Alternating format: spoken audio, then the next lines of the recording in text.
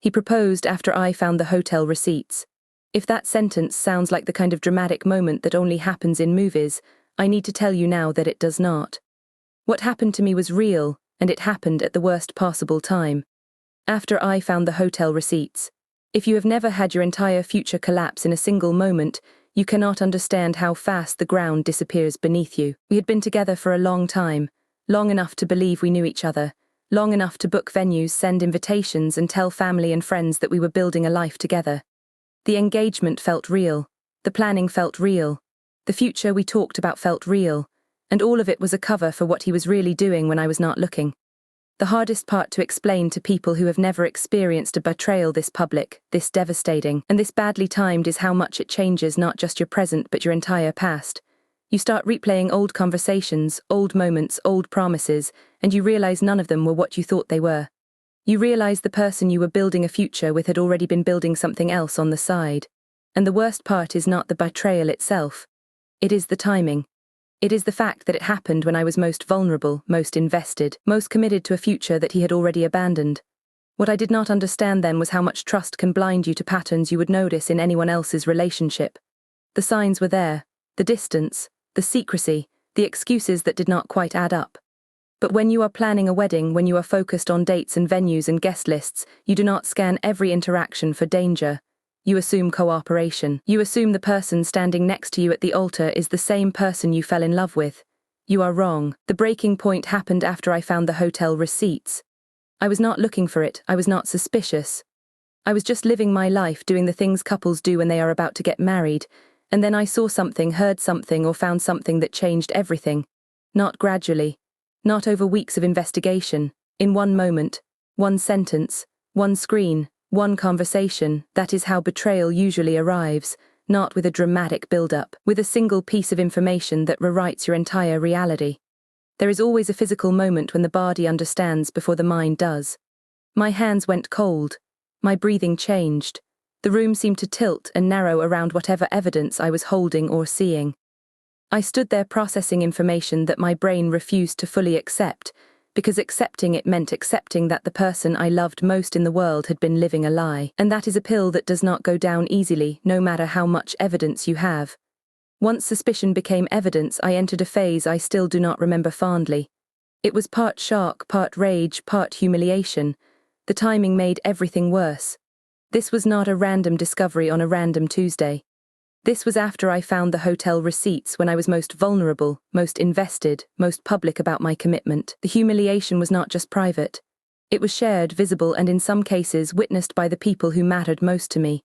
What made it worse was not just the act itself. It was the fact that he had been planning this, hiding this, managing this while I was planning our wedding. While I was picking out venues and flowers and music for our first dance, he was living a double life that would destroy everything I thought we were building. That hurt more than the betrayal itself, because it meant I was not just losing a partner. I was losing my ability to trust my own judgment about who deserved access to my life. The scale of the truth matters because it changes the emotional category of what happened. This was not a moment of weakness. This was not a mistake that could be apologized away. This was a sustained pattern of deception that required planning, coordination, and a level of emotional compartmentalization most people are not capable of. Once I understood that, I stopped asking whether the damage could be explained softly. I started asking whether I could respect myself if I stayed with someone who had shown me exactly who they were when they thought I would never find out. Even before I made any final decision, something in me had already started separating clarity from comfort. Comfort would have meant ignoring the evidence, getting through the wedding, and dealing with the fallout later when the guests were gone and the pressure was off. Clarity meant naming what was in front of me without dressing it up, even if it meant cancelling everything and facing the consequences. That shift hurt, but it also gave me back a level of internal steadiness I had been losing for a long time. Eventually there is always a confrontation, whether you want one or not. When I confronted him, he did what people who get caught always do: denied, deflected, minimized, and then tried to manage the explanation. First came confusion, then excuses. Then the classic defense that it did not mean anything, it was just a mistake, it was not supposed to be a big deal. But lies change shape when they are cornered, and eventually the whole performance collapsed in front of me. In that conversation, I learned something I have seen repeated in almost every betrayal story since.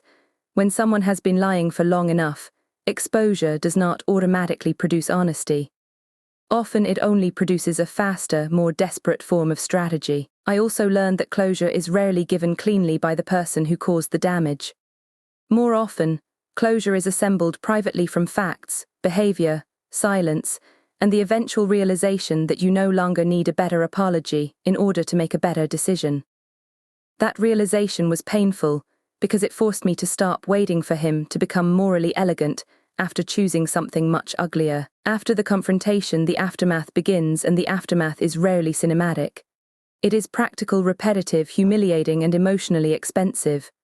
I had to make phone calls I never thought I would have to make. I had to cancel venues, return deposits, explain to family and friends why the wedding was off. Some vendors refunded me, some did not. Some people were kind. Some people asked if I was sure I wanted to cancel over one mistake. That question taught me more about who understood betrayal and who had never lived through it than any other part of the process. There is also a social cost to betrayal that people underestimate. You start thinking about who knew what, who suspected what, and who watched the relationship move toward a wedding without saying a word. Even when no one intended to humiliate you, the mere possibility that other people saw pieces of the truth before you did can feel like a second wound. It is not pure ego. It is the pain of realizing your private devastation may have had an audience long before you had language for it yourself. And then comes the part no one glamorizes. The paperwork, the practical decisions, the humiliating explanations, the returned gifts, the cancelled honeymoon, the dress or suit you will never wear again. Meals still have to be made. Bills still have to be paid. Work still expects your attention. Meanwhile, your mind is replaying scenes it cannot fix. That contrast between ordinary responsibility and extraordinary pain is one of the loneliest parts of the whole process. In the end, my decision was less dramatic than people imagine and more important than any single argument. I did not go through with it. I did not marry him. I did not forgive him because forgiveness without consequence is just permission to hurt you again. I cancelled the wedding, walked away, and started rebuilding a life that no longer included someone who thought after I found the hotel receipts was the right time to destroy everything we had built. That decision did not erase grief. It simply gave grief a direction. Instead of circling endlessly around the betrayal, I began moving away from it, step by difficult step. Recovery did not begin with peace. It began with routine. I had to rebuild trust in small, unglamorous ways, by keeping promises to myself, by protecting my sleep, by speaking honestly to the people who had earned access to my life, and by refusing to keep confusing suffering with loyalty. That process was slower than I wanted and less dramatic than movies teach us to expect.